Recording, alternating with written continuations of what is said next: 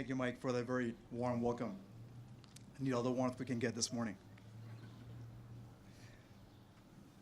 For there is justice in the claim that steadfastness in his country's battles should be as a cloak to cover a man's other's imperfections, since the good action has blotted out the bad, and his merit as a citizen more than outweighed his demerits as an individual.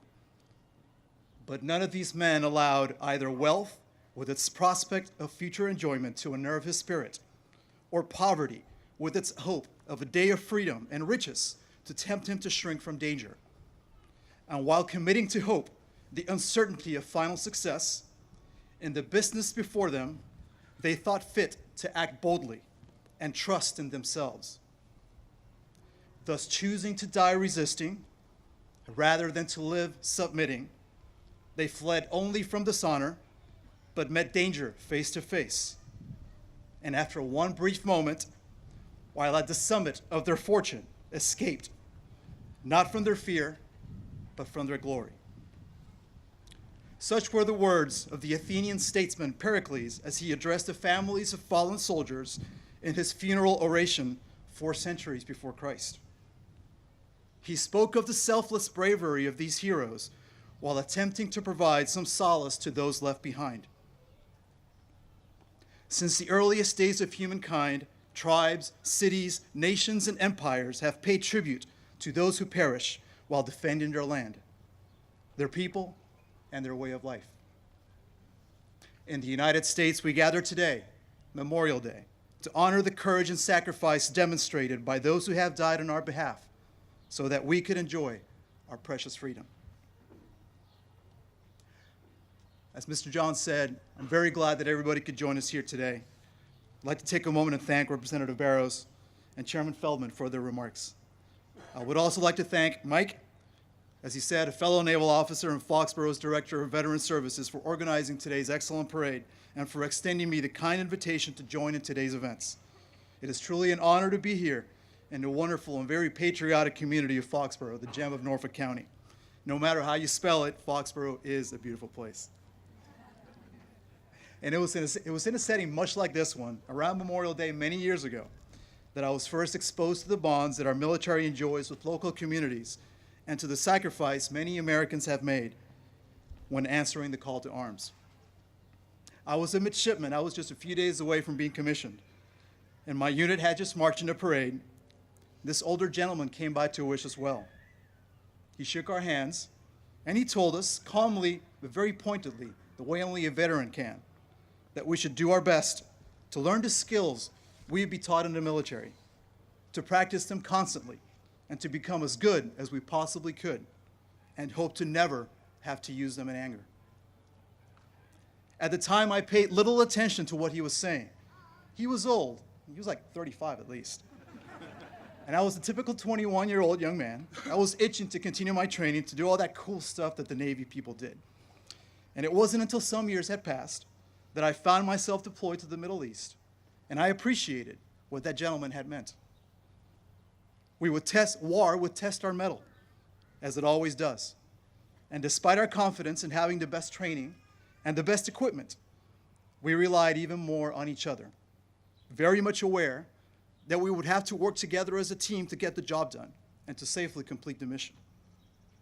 We chose to think about that so that we could avoid being distracted by the nagging yet inevitable possibility that one or more of us may not make it back.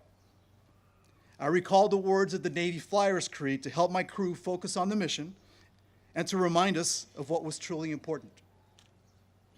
When the going is fast and cut rough, I will not falter. I will be uncompromising in every blow I strike. I will be humble in victory. I have dedicated myself to my country with its many millions of all races, colors, and creeds. They and their way of life are worthy of my greatest protective effort, and I ask the help of God in making that effort great enough. Sacrifice on behalf of one's nation, though noble, honorable, can and does still exact a high price, however, not just on those who serve, but also on the families, loved ones, and communities they leave behind when they perish in battle. Our country has sent its men and women off to war from its earliest days, And the character of those who answer our nation's call hasn't changed since then. They're mostly young, incredibly courageous, and maybe even a little scared. Over the years, these great Americans boarded trains, ships, and planes with a rifle in their hand, a rucksack slung across their back, and maybe a picture of their spouse or child tucked in their shirt pocket next to their heart. Bands and cheering crowds would often gather to send them off, waving tiny flags and wishing them well, their outward enthusiasm masking the inevitable worry that accompanies the departure of a loved one. Also in this mixed bag of emotions was a large dose of hope. Hope that the war would end soon, and hope that their daughter, son, husband, wife, sister, brother, father, or mother would return safely. One other thing that hasn't changed during our war-fighting history, sadly, is that not everybody makes it back home.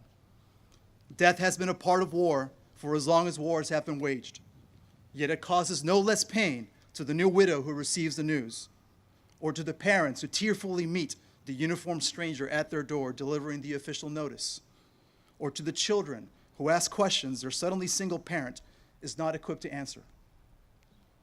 It causes no less pain to those who witness their comrades fall while fighting shoulder to shoulder, who may not have the luxury of grieving, but must instead continue fighting. These brave Americans who did not come home, those who Abraham Lincoln aptly described in his Gettysburg Address as having given the last full measure of devotion, are the ones we honor today. Throughout our history, more than 1 million American service members have lost their lives while fighting for these United States. They died in places near and far, locations which would have remained in grateful anonymity were it not for the blood spilled there. Shiloh, Normandy, Iwo Jima, Chosin, Khe Sanh, Fallujah. They rest in peaceful graves in every state and in lovingly maintained cemeteries overseas. Their sacrifice was borne by families and loved ones and communities much like this one, while America as a whole benefited and continues to benefit from the principles they died defending. We are a better nation because of their actions. To them, we owe an enormous debt. And though we may never be able to repay this debt, we can and do honor their selfless and heroic deeds by remembering the true meaning of Memorial Day. They gave their lives so we could live ours freely. Today, though we continue fighting the longest war our country has ever seen, we are fortunate not to face the same staggering losses of past wars. We've made enormous strides to mitigate the real dangers our troops face in the battlefield, a testament to the innovative American spirit and to the value we place on human life. We've designed better and better equipment to protect our forces, devised useful tactics to hit the enemy not just hard and fast, but also smart, and developed cutting-edge technology in medical care to better treat those wounded on the field of battle and help them heal in body, mind, and soul after they get back home. Our fighters are protected today in ways that would have seemed unimaginable even 50 years ago, and we see this in the drastic reductions in fatalities during our more recent conflicts. These are all very good things. Yet, at its core, war remains a violent contest of wills, one with human casualties and costs. Today, less than 1% of the U.S. population serves on active duty in the military, and some bemoan that statistic, but I am not terribly worried. Our all-volunteer force is highly motivated, superbly trained, and more professional and lethal than any force we have fielded in the past. Today's soldiers, sailors, airmen, and Marines operate tanks, ships, and planes, which boast the latest technology, and they do it very, very well. They come from all the 50 states, all U.S. territories, and some even serve by coming in from other countries. And they represent the incredibly diverse fabric that makes up American society. It's truly a sight to see such a group come together and forge a team with a type of bond which private companies can only dream of achieving. What is somewhat concerning is that as those who serve make up a smaller slice of America, we tend to isolate ourselves from our larger communities, engaging in a sort of self-segregation that has led some to label today's service members as belonging to the so-called warrior class. Many of us seem to be happy with maintaining a certain detachment from those who don't wear a uniform, as if our jobs and livelihoods are too complicated to explain.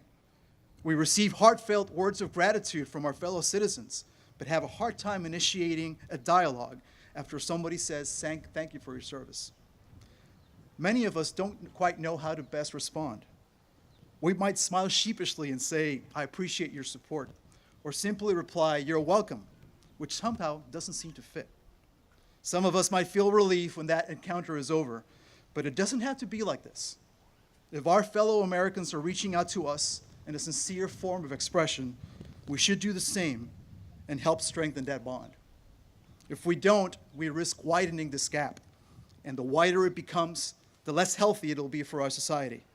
Among other things, it'll make it more difficult to cope with the challenges and sacrifices our country will inevitably face. Whether we like it or not, it is very likely that young Americans will still be called upon in the future to defend those values we hold dear, and that some of these same young Americans will not be coming back home. We need to be prepared for this. The level of support we in the military receive from our communities is immeasurable.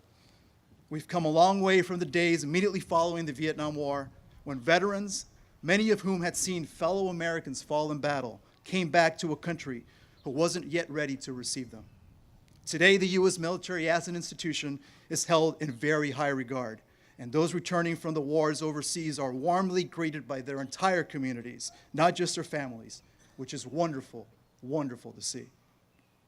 We as service members cannot take this for granted and retreat into our familiar cocoons inside base gates.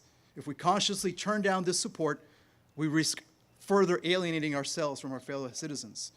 Rather, we should be making every effort to build strong bonds between those who wear the uniform and those who don't. It's not difficult to find the similarities between civilian and military neighbors. The ideas, dreams, and desires that we share vastly outnumber any differences. We're Americans with kids, PTA meetings to attend, and Little League teams to coach. We worry about paying our mortgage, the health of our aging parents, and the quality of our schools. We're saving for a college and for that trip to Disney World. We cheer for the Red Sox and the Patriots, and we look forward to a quiet weekend fishing on the lake. We all want pretty much the same things out of life: a peaceful existence surrounded by those we love. Building on this foundation to develop strong bonds with our community is the surest way to guarantee that those who fall while defending our country are remembered not just by the few, but by the many. So as we honor those who died in our nation's wars on this Memorial Day, let us not forget that strong communities are built by shared sacrifice, and that the United States of America, built upon an idea and still an ongoing experiment in liberty, is worth protecting with our lives. And let us also remember the words of President John F. Kennedy, who eloquently stated, as we express our gratitude, we must never forget that the highest appreciation is not to utter the words, but to live by them. Thank you very much.